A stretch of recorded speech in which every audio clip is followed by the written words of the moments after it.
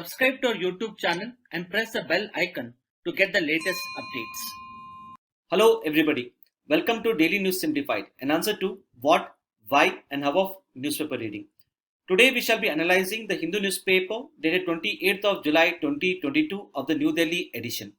Continuing with our weekly series of mains assignment questions, the question for this particular week here is, despite significant achievements, R&D ecosystem in India continues to remain underdeveloped.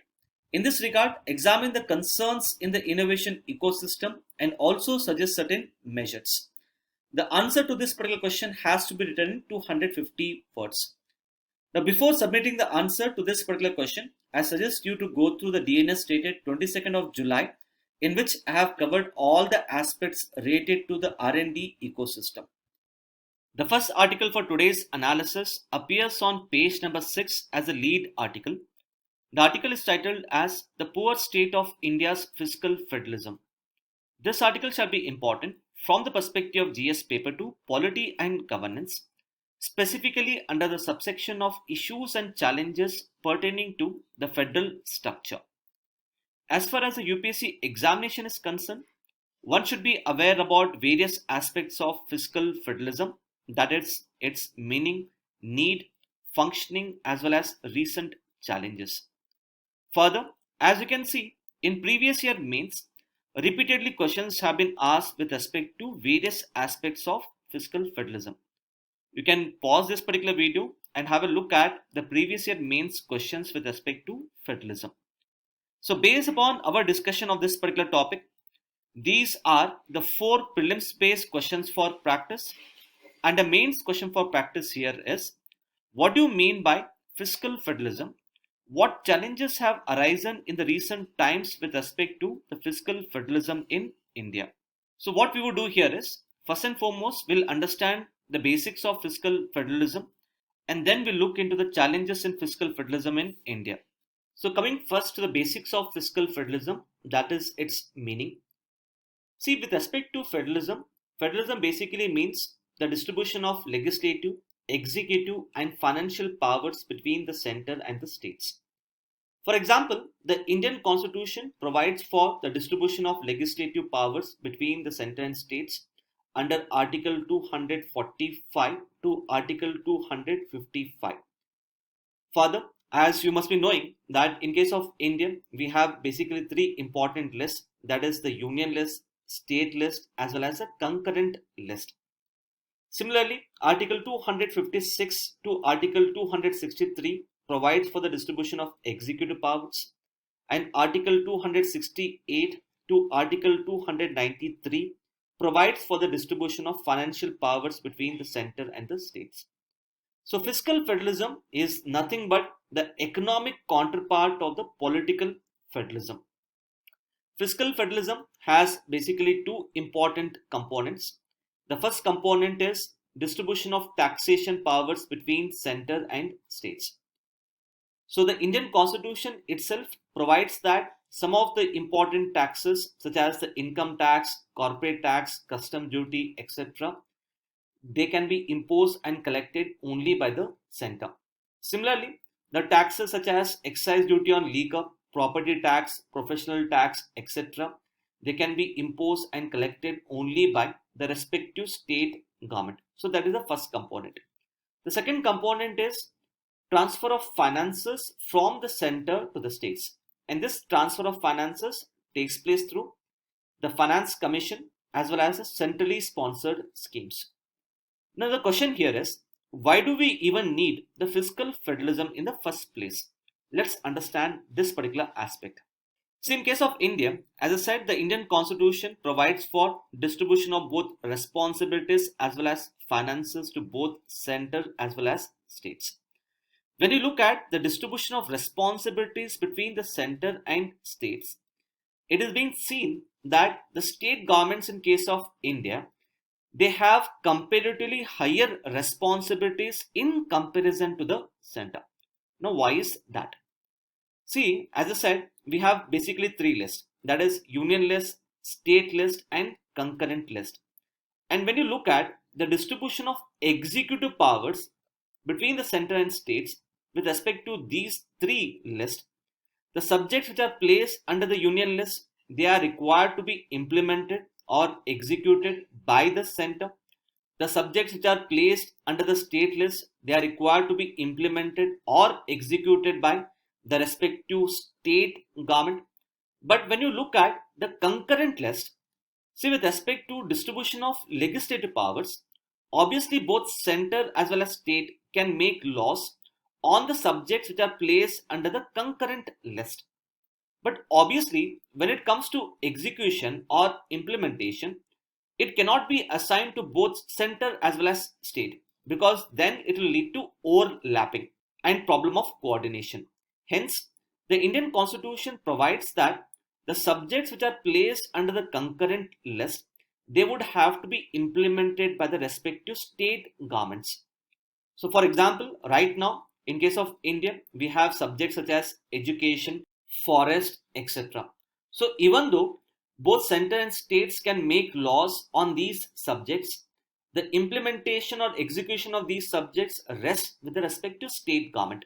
So as you can see, the state governments are required to implement the subjects which are placed under both state list as well as concurrent list. So that's the first reason. Secondly, if you look at the subjects which have an implication as far as inclusive growth and development in India is concerned, for example, subjects such as agriculture, public health, law and order, etc. So these are the subjects which have implications when it comes to the inclusive growth. And these subjects as such, they are under the state list. So that is why it is being said that the state governments in case of India, they have comparatively higher responsibilities in comparison to the center. And when you look at the distribution of taxation or financial powers between the center and states, the central government has comparatively higher taxation powers in comparison to the state government. This is so because the most important taxes in case of India, such as income tax, corporate tax, etc., they are imposed and collected by the center. Whereas less important taxes such as excise duty on liquor, the professional tax, property tax, they are imposed and collected by the respective state government. So what happens in case of India is this in turn creates a kind of vertical fiscal gap. So vertical fiscal gap basically means that at different levels of the government, there is a mismatch between the responsibilities which a particular government is required to fulfill and the amount of finances that it has at its disposal. So this kind of situation in turn creates the vertical fiscal gap. So vertical fiscal gap basically means that when you look at the center has comparatively lower responsibilities, but it has higher finances. But when you look at the state government has comparatively higher responsibilities, but it has less amount of finances to fulfill those responsibilities. So this aspect itself is referred to as the vertical fiscal gap. So to address this vertical fiscal gap, we need to provide for the transfer of finances from the center to the states. So what happens in case of India is whatever taxes the central government collects, all of these taxes goes into the central divisible pool. And then based upon the recommendations of the Finance Commission, these taxes are then distributed between the center and the states. So the Finance Commission basically provides for recommendations for vertical distribution of taxes between the center and states and horizontal distribution of taxes among the different states. So when you look at the vertical distribution, the Finance Commission recommends as to what percentage of this central divisible pool should remain with the center and what percentage of the central divisible pool should have to be transferred to the state governments. For example, according to the 15th Finance Commission, 41% of the central divisible pool of taxes should be transferred to the state government. Secondly, it also provides for the horizontal distribution of taxes among the states. See, we must understand that the different states in case of India, they are at different levels of development. The amount of taxes which these states collect, they are at different levels. The expenditure obligations of the states are also different. So obviously this 41% share of the state taxes cannot be same for all the states. So accordingly, the Finance Commission provides for a very well-defined criteria on the basis of which this 41% share is distributed among the different states in India. For example, if you have a look at the recommendations of the 15th Finance Commission, like I said earlier, it provides that 41% of the central divisible pool should be transferred to the state government. And then it has come out with a very well-defined criteria on the basis of which this 41% share is then distributed among the different states in India. For example, the 15th Finance Commission has used the criteria of population of 2011 census, area of a state, forest and ecology, income distance, tax efforts, and so on. So in case if you want to know the recommendations of the 15th Finance Commission, I suggest you to go through the DNS dated 1st of April 2021, in which I have discussed all the recommendations of the 15th Finance Commission. So when you look at the need for fiscal federalism, it is basically twofold. That is to address the vertical fiscal gap between the center and states, and to address the horizontal fiscal balances among the states. That is, since the different states are at different levels of development, since the revenue mobilized by different states is quite different. So accordingly, we need to ensure that the different states are required to fulfill their expenditure obligations. So that is why we have the fiscal federalism. Now coming to some important details about the Finance Commission. Most of you must be knowing that the Finance Commission has been provided under Article 280 of the Indian Constitution. This particular article provides that the Finance Commission shall be set up by the President every 5 years or earlier. The main role of the Finance Commission is to give recommendations with respect to vertical distribution of taxes from the center to the states, horizontal distribution of taxes among the different states in India, recommendations with respect to grants in aid from the center to the states, and after the 73rd and 74th Amendment, which gave constitutional status to PRIs and urban local bodies, a new role has been given to the National Finance Commission. And here, the role here is, it has to give recommendations with respect to certain measures to augment the consolidated fund of states to supplement the resources of PRIs as well as urban local bodies. Article 280 provides that the National Finance Commission shall be headed by a chairperson and it would have 4 other members. But please do understand here that the Indian Constitution as such does not lay down the qualifications of the members of the National Finance Commission. Instead, the Indian Constitution requires the Indian Parliament to come out with a separate law, and through that separate law, it is required to lay down the qualifications of the members of the Finance Commission. Accordingly, the Indian Parliament has formulated the Finance Commission Act 1951, which basically regulates the functioning of the Finance Commission, including laying down the qualification of the members of the Finance Commission. The question is, how are the recommendations of the Finance Commission implemented? A healthy convention has developed in India, wherein most of the times the recommendations of the Finance Commission are accepted by the government. And with respect to its implementation, please do understand here that in order to implement the recommendations of the Finance Commission, there is no need to take the approval of the Parliament. The recommendations of the Finance Commission may be implemented either through the orders of the President or through the executive orders. So these are some important aspects of the Finance Commission. Now coming to centrally sponsored schemes. The centrally sponsored schemes are basically those schemes which are financed by both center and states in a defined proportion. Now for example, the proportion here could be 60, 40, 70, 30, 90, 10 and so on. So what this means is that 60% of the funds will be contributed by the center and remaining 40% of the funds will be contributed by the state government. So for different schemes, we would have different funding pattern. But here what you must understand here is, even though the funding is provided both by center and states, these centrally sponsored schemes are ultimately implemented by the state government. Some of the examples of centrally sponsored schemes include MG Narega, Pradhan Mantri Gram Sadak Yojana, Pradhan Mantri Krishi Sinchai Yojana, Pradhan Mantri Awas Yojana, Swachh Bharat Mission, and so on. Now coming to various challenges in the fiscal federalism. The first challenge is with respect to vertical imbalances in the resource sharing. See, over a period of time, there has been increase in the vertical devolution of taxes from the center to the states. For example, the 12th Finance Commission had recommended for devolution of 30.5% of the central divisible pool of taxes to the state government. The 13th Finance Commission increased this to 32%. And then the 14th Finance Commission further increased this to 42%.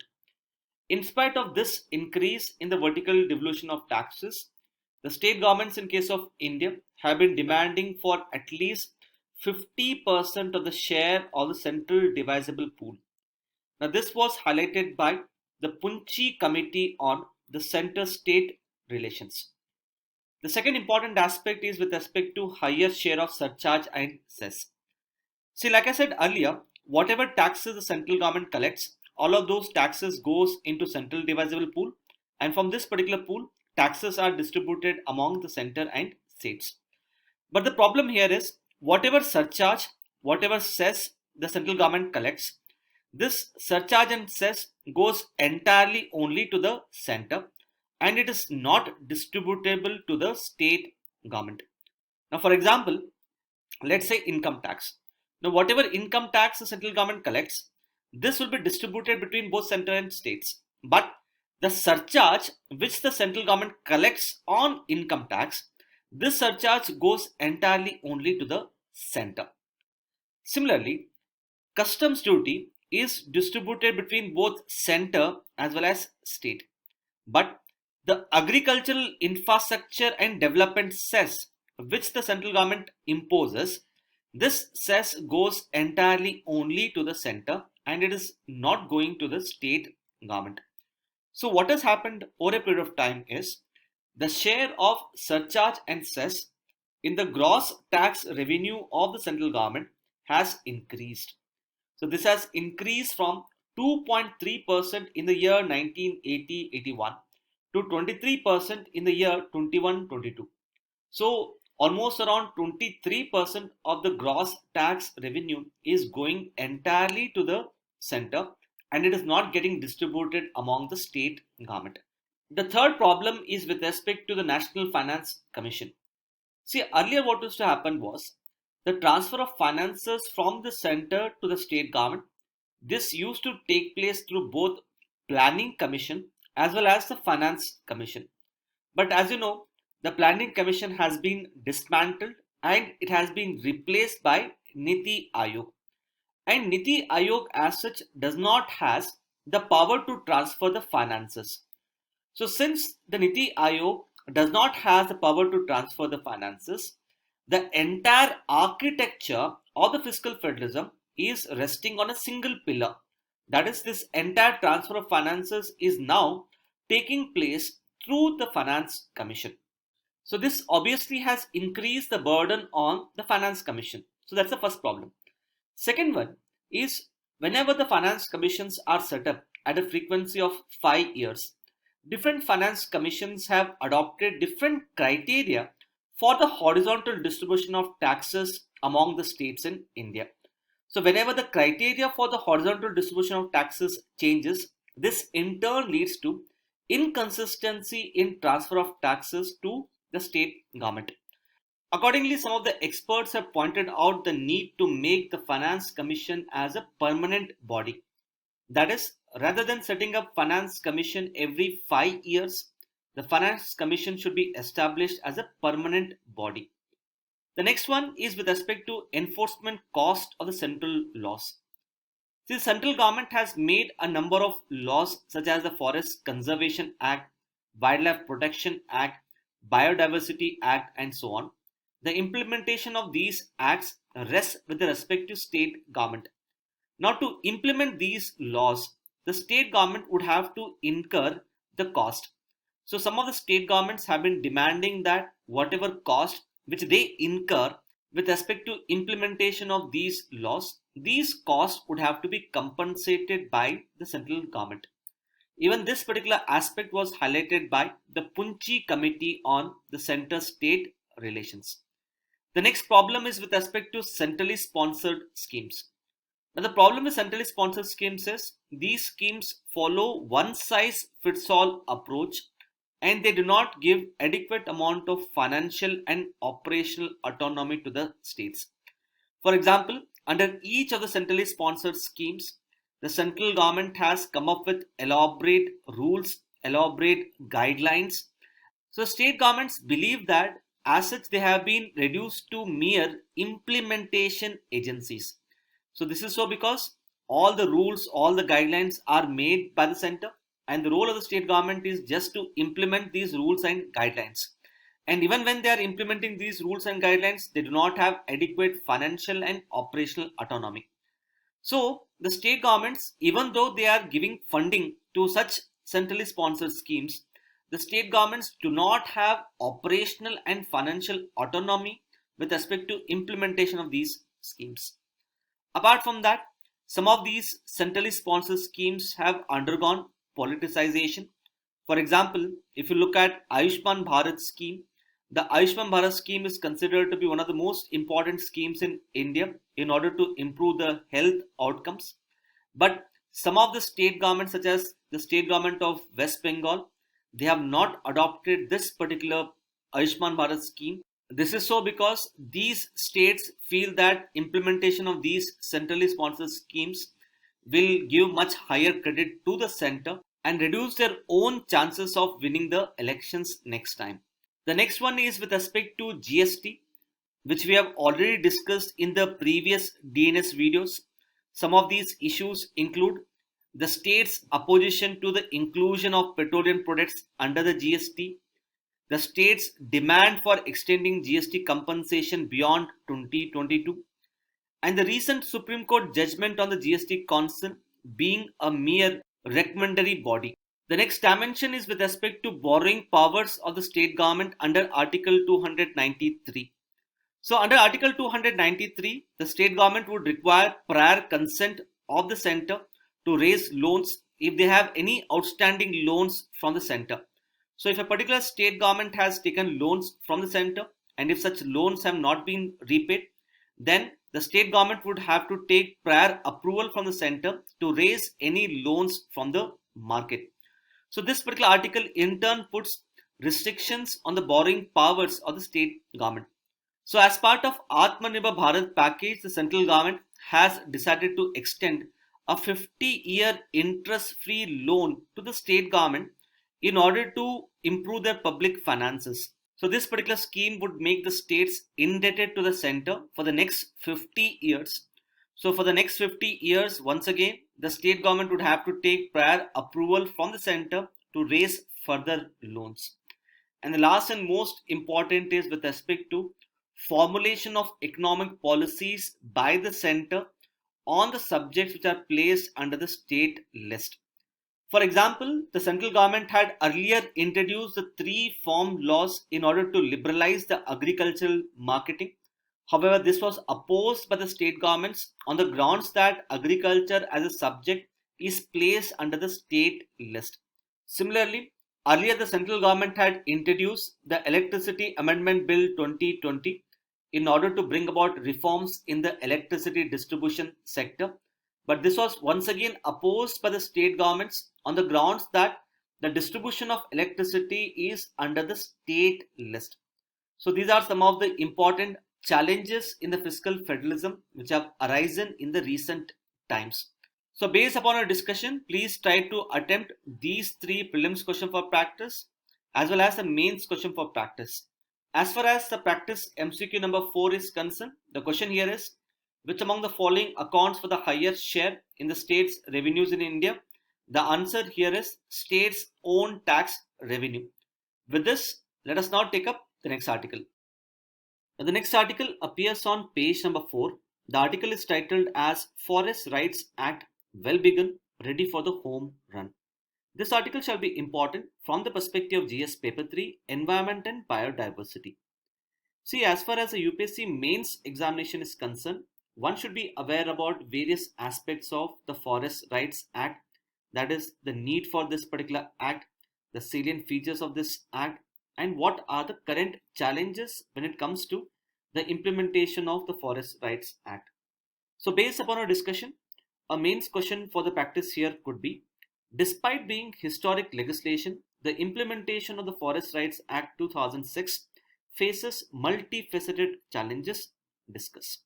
So let's look into different aspects related to the Forest Rights Act 2006. See, a large number of tribals have been living in the forest since centuries.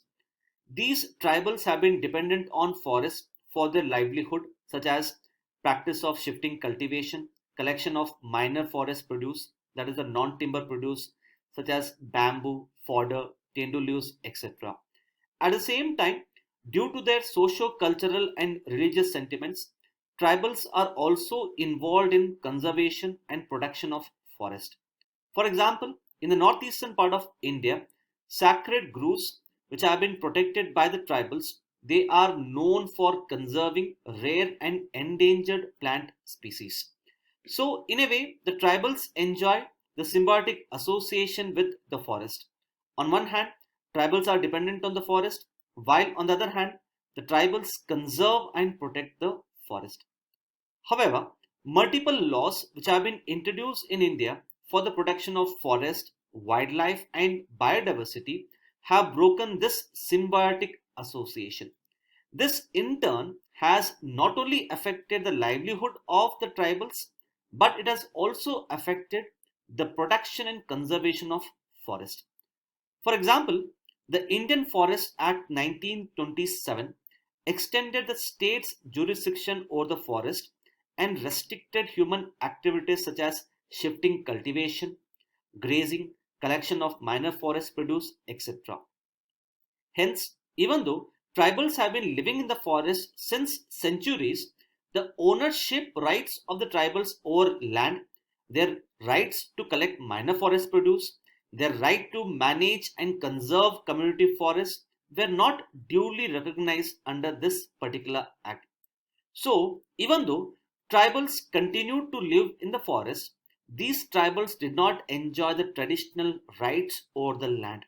So, in a way, this act as such has led to historical injustices against tribals and it has led to their exploitation. Similarly, the Forest Conservation Act 1980 restricted converting the forested land for the non-forested purposes, including the practice of traditional agricultural practices. Similarly, the declaration of national parks and wildlife sanctuaries under the Wildlife Protection Act 1972 led to the displacement of the tribals. Hence, in order to address these historical injustices and to rectify our past mistakes, the Parliament of India has passed the historic legislation, that is the Forest Rights Act 2006. This act basically seeks to grant several rights to two kinds of beneficiaries, that includes the forest dwelling scheduled tribes and other traditional forest dwellers. Under this act, multiple rights have been given to these two categories of beneficiaries. The first right include the land use rights or the title rights, which is to give ownership to the land that was farmed by the tribals or the forest dwellers. Now, with respect to giving ownership over the forested land, there are multiple restrictions. For example, the land should have been under cultivation prior to December 13, 2005. The maximum amount of land that can be granted to the tribals is up to 4 hectares, and more importantly, no new land would be granted to the tribals. So whatever land was initially farmed or used for cultivation by the tribals prior to December 2015, only that land would be recognized. And even there also, there are restrictions that we would grant only up to 4 hectares of the land. The tribals have also been given the usage rights over the common property resources such as the water resources. They have also been allowed to extract the minor forest produce involved in grazing and so on. Similarly, the tribals have also been given the conservation rights That is, they have been given the rights to conserve and protect the community forest, which was earlier protected by the forest department. And last and most important is relief and development rights in case of forced displacement.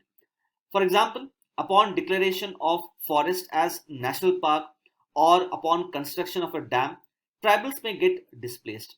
Hence, this particular act provides for adequate relief, rehabilitation to the tribals. Now coming to the procedure under this particular act as to how the rights of the tribals are recognized. Under this act, it is a Gram Sabha which shall initiate the process to determine the nature and extent of the individual as well as community rights over the forest. The Gram Sabha receives the claims from the tribals, verifies their claims, and then the Gram Sabha is required to prepare a kind of map. This map should be able to delineate the area of forest over which rights would have to be given to the tribals. So once the Gram Sabha passes a resolution, a copy of this particular resolution is then sent to the Taluka level screening committee. So this screening committee at the Taluka level comprises of 6 members, 3 members from the government and 3 members from the Panchayati Raj institutions. So these 3 members from the government would include the government officials from the government departments such as the Department of Revenue, the Department of Forests, the Department of Tribals and so on. And other 3 members would be from the Taluka Panchayat. So once the screening takes place at the Taluka level, the resolution is then sent to the district level committee. So once again, the district level committee, just like the Taluka level committee, would comprise of 6 members, 3 members from the government and 3 members from the district panchayat. So this particular district level committee would further undertake a screening and give its final approval. So the final approval is given by the district level committee while the process is initiated by the Gram Sabha at the village level. Despite being a historic legislation which has been introduced to address the historical injustices against tribals, the Forest Rights Act 2006 suffers from a number of problems and challenges. Let's look into these problems and challenges one by one.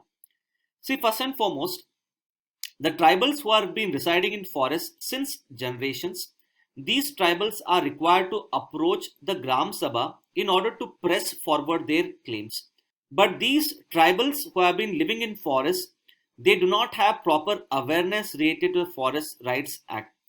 Further, if you look at the overall literacy rates among the scheduled tribes, this is much lower at 59% in comparison to the all India literacy rate at almost around 73%.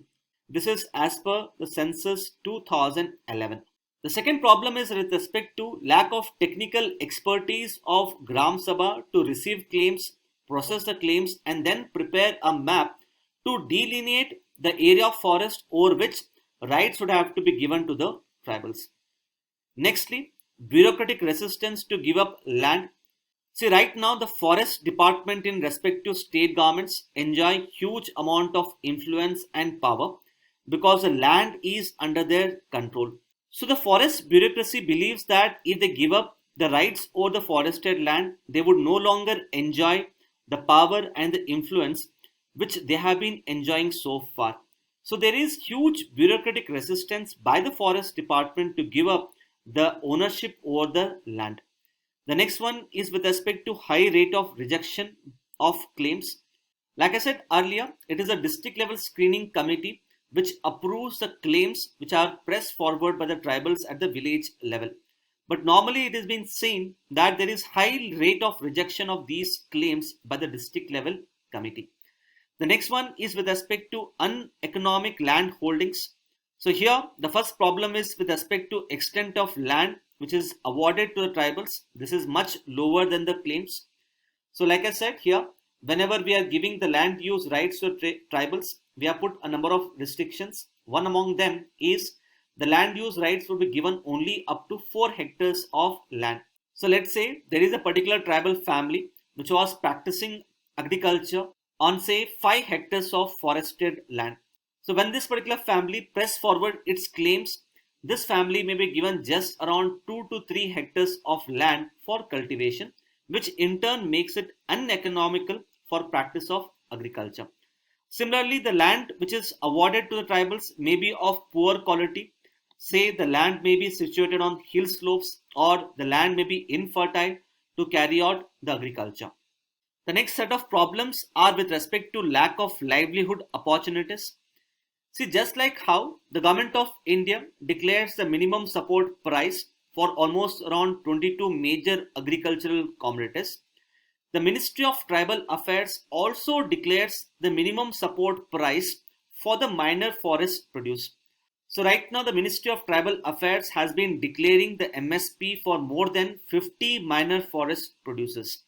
However, once again, just like how farmers have poor awareness about the MSP for food grains, the tribals also have poor awareness about the MSP for the minor forest produce. So that's the first problem.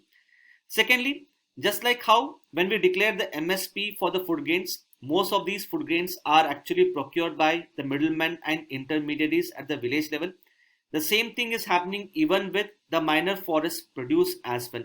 So most of the minor forest produce such as bamboo, tendu leaves, honey, etc. These minor forest produce, they are bought by the middlemen and traders at much below the MSP. The next problem is with respect to limited success of the Pradhan Mantri Vandan Yojana. See, all of you must have heard about the FPOs. So we are trying to organize the farmers in case of India into the farmer producer organizations in order to reap higher economies of scale.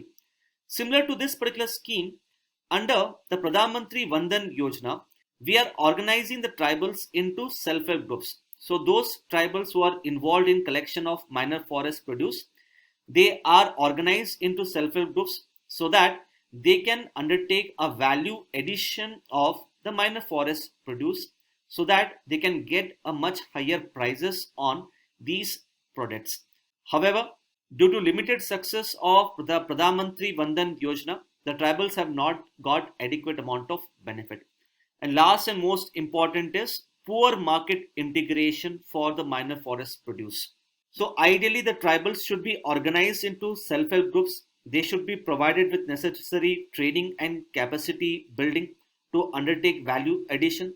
And these self-help groups should then be connected to the e-commerce platforms such as Amazon, Flipkart, etc. so that they can sell their products. But due to poor market integration, the tribals have not got adequate benefits from the minor forest produce. And last and most important is the governance issues.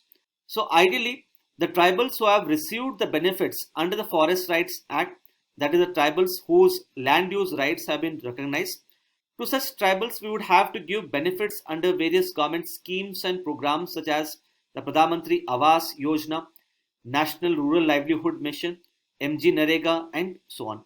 So these tribals, even though they have got benefited from the Forest Rights Act, they have failed to get benefited from other government schemes and programs due to poor coverage. So these are some of the important problems and challenges when it comes to the Forest Rights Act 2006. So these are some of the important aspects which one should know as far as this particular article is concerned. Next, on page number 11, we have important articles related to the suspension of MPs from Lok Sabha as well as Rajya Sabha. Now this article shall be important from the perspective of GS paper 2 Polity and Governance, specifically under the subsection of Parliament, its structure, functioning and conduct of business. As far as this particular article is concerned, one should be aware about the withdrawal or the suspension of MPs from the Parliament. So based upon our discussion, you should be in a position to attempt this particular prelims based MCQ. So what we will do here is, first we'll understand the background to this particular story, and then we'll understand about the withdrawal or the suspension of members of Parliament. See, the rules of the parliamentary procedure in both Lok Sabha as well as Rajya Sabha seeks to regulate the behavior of MPs inside the House. For example, in case of Lok Sabha, it is rule number 349, and in case of Rajya Sabha, it is rule 235. So these rules lay down that the members of Parliament should not interrupt the speeches of other MPs. They should not obstruct the proceedings of the House. They should not shout slogans inside the house, display placards, or tear any parliamentary documents. As you know, the monsoon session of the parliament is in progress now, and frequently both Lok Sabha as well as Rajya Sabha have got disrupted because of the protests by the opposition party MPs on a number of issues. This in turn has led to a decline in the productivity of the House. Bills normally get passed in haste without any kind of discussion or debate, and more importantly, it disregards parliamentary practices and democratic norms. So we need to stop such kind of parliamentary disruptions so that adequate amount of discussion and debate takes place inside the houses of the parliament. Accordingly, in both Lok Sabha as well as Rajya Sabha, some of the MPs have been suspended for their unruly behavior. So almost around 20 MPs from Rajya Sabha have been suspended. Similarly, 4 to 5 MPs from Lok Sabha have also been suspended by the Lok Sabha Speaker.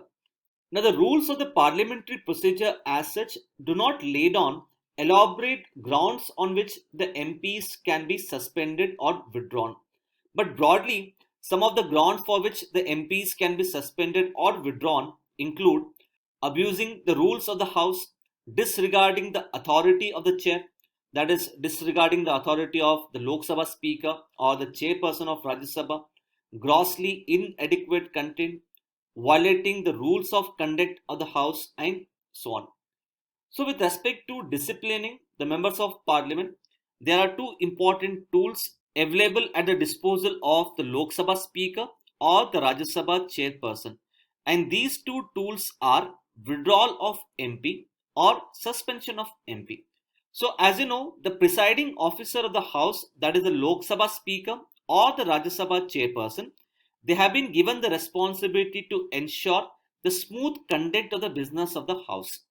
So, in order to ensure that the business of the House is conducted smoothly, they have been given certain powers to either ask the members of Parliament to withdraw or to suspend the members of Parliament. So, let's look into these two things.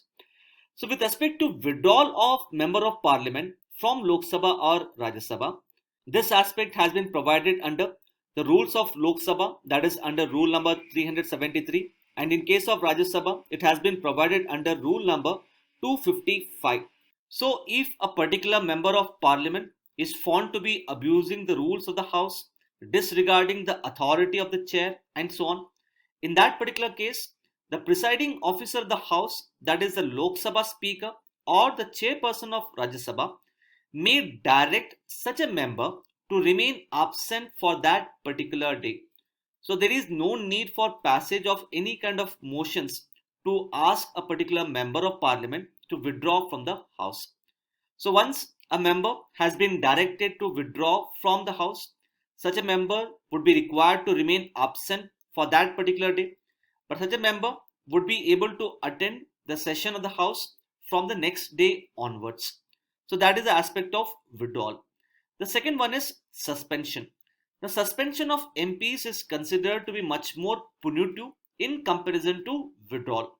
This is so because the withdrawal is for just one day, but suspension of MPs can range for more than one day to, in fact, the entire session of the Parliament itself. So if a member has been asked to withdraw from the House, such a member can very well start attending the session from the next day onwards.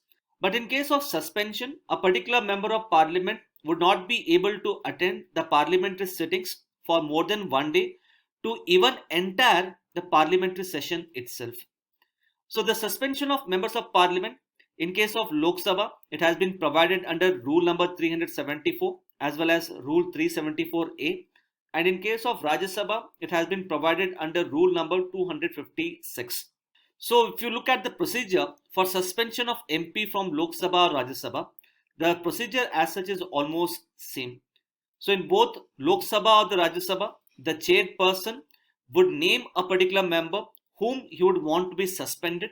So once he names a member, a motion is moved by the House and this particular motion gets adopted by the House. So once a motion is moved and adopted by the House, the member would get suspended for more than one day to the entire session itself. Now, for example, let's say a particular member may get suspended for 5 days, 10 days, or in fact, the entire monsoon session of the parliament itself. So once a particular member has got suspended, this suspension can be revoked by adoption of another motion by the House. Now this procedure is same for both Lok Sabha as well as Rajya Sabha. But the Lok Sabha Speaker as such enjoys certain exceptional powers under rule number 374A. Now these exceptional powers are specific only to the Lok Sabha Speaker and not to the chairman of Rajya Sabha. So the rule number 374A provides for the automatic suspension by the Lok Sabha Speaker without the need for the House to move and adopt a particular motion for the suspension of a member of parliament. So when you look at rule 374, under rule 374, a member of parliament gets suspended based upon the motion which is moved and adopted by the House. But in case of 374A, a member of parliament gets suspended directly by the Lok Sabha Speaker. And this particular suspension by the Lok Sabha Speaker under 374A can be for maximum 5 sittings of the House. So as you can clearly see here, with respect to suspension of MPs from Lok Sabha or Rajya Sabha, the Lok Sabha Speaker has much higher powers in comparison to the chairperson of Rajya Sabha. So these are some of the important aspects which one should understand as far as this particular article is concerned.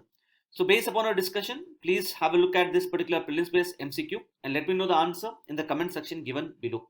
With this, let us now take up the next article. The next article appears on page number 7. The article is titled as A Future Free of Hepatitis. See, today, that is July 28th, is observed by the World Health Organization as the World Hepatitis Day. That is why this particular article has appeared in today's newspaper. See, as far as the UPSC Prelims examination is concerned, one should be aware about various details about hepatitis. Further, as you can see in Prelims 2019, a rated question on hepatitis has already been asked. So what we will do here is, we'll understand different aspects of hepatitis. See, if you look at liver, liver is considered to be one of the most important organ in the body. The liver produces bile, which is responsible for breaking down of fat. The liver helps us break down alcohol and medicines. The liver also helps us detoxify the blood. The liver also destroys the old RBCs. That is why liver is considered to be one of the most important organ in the body. So when you look at hepatitis, under hepatitis, the liver cells undergo inflammation, which can cause substantial damage to the functioning of the liver. Now, the hepatitis can be caused due to various kinds of viruses. In that case, it can be called as viral hepatitis. Hepatitis can also be caused due to consumption of toxic substances such as alcohol and drugs. And we also have autoimmune hepatitis, in which the immune system of the body starts targeting liver by considering liver as a kind of foreign body.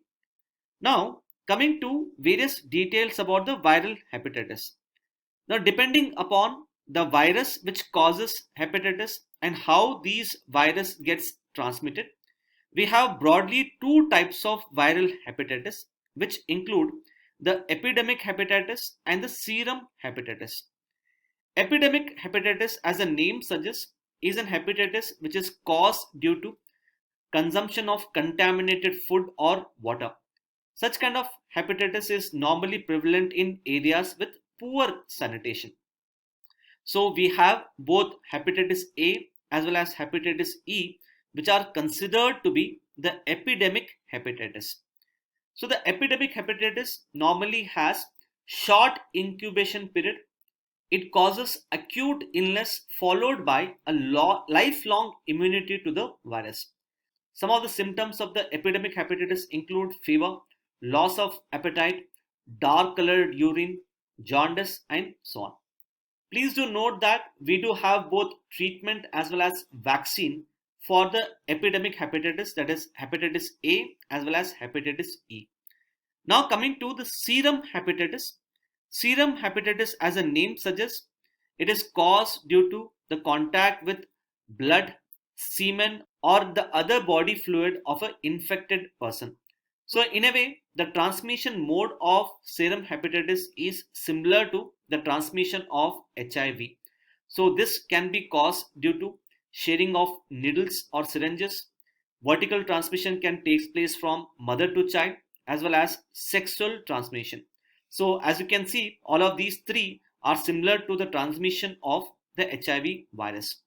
So the hepatitis B, C and D are the serum hepatitis. Unlike the epidemic hepatitis, whose incubation period is quite short, in case of serum hepatitis, the incubation period is quite long.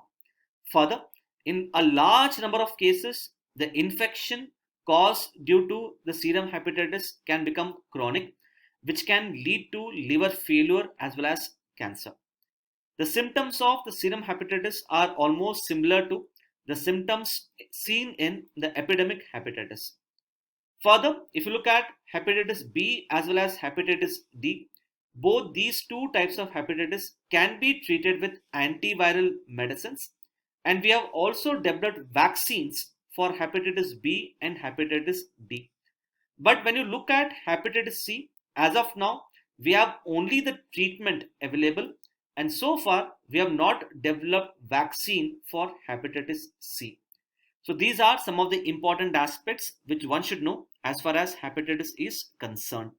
So based upon our discussion, please have a look at the question which was asked in Prelims 2019 and let us know the answer in the comment section given below. The next article appears on page number 12. The article is titled as Center to Amend the Warehousing Act. See, as far as this particular article is concerned, one should be aware about various aspects of the Warehousing Development and Regulation Act 2007, particularly with respect to the negotiable warehousing receipts. So if you look at the various details about the Warehousing Development and Regulation Act 2007, this act has been formulated by the Indian Parliament with a threefold objective of development and regulation of warehouses or godowns in India, to provide for the establishment of Warehousing Development and Regulatory Authority for the development and regulation of godowns, and to enable the registered warehouses to issue the negotiable warehousing receipts. So what exactly are the negotiable warehousing receipts? Now let's say you have a particular farmer. This particular farmer may have harvested tomato or potato. But right now, the prevailing prices of tomato or potato in the market could be very low. So the farmer in this particular case can go to a warehouse which has been registered under this particular act, and in this particular warehouse he may decide to store his agricultural produce until the time the prices of tomato or potato increase. So in return, this particular warehouse will issue the negotiable warehousing receipts to the farmer. This negotiable warehousing receipt issued to the farmer can be used by the farmer for multiple purposes.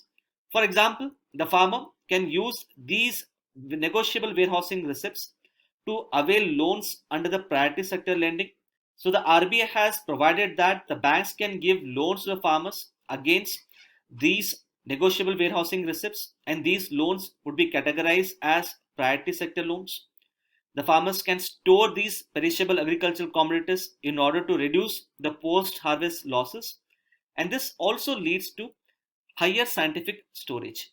Now all of these things are quite important because if you look at the overall post-harvest losses in case of India, according to Niti Aayog, this is as high as around 90,000 crores.